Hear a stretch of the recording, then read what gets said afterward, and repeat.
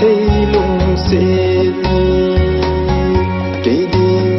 anh ai một lần thấy lung xin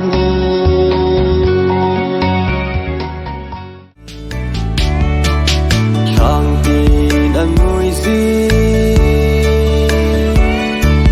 sẽ luôn mà hờ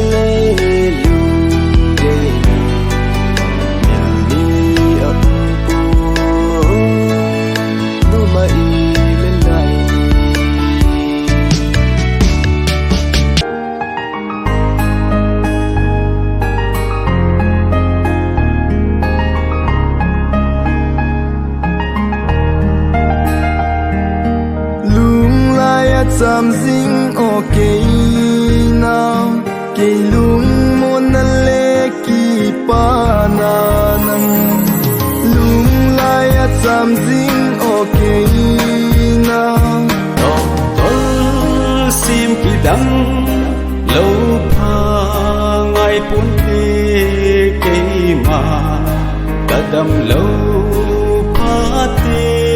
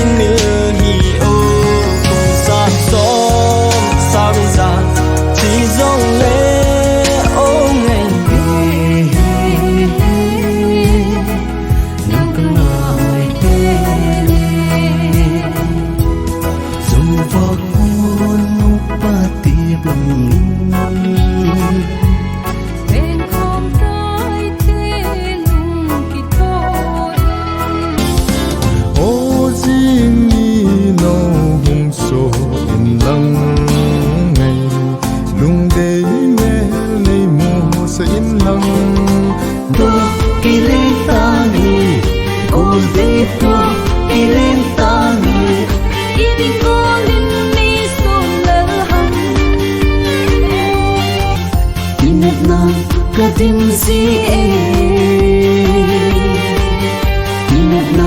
kadim si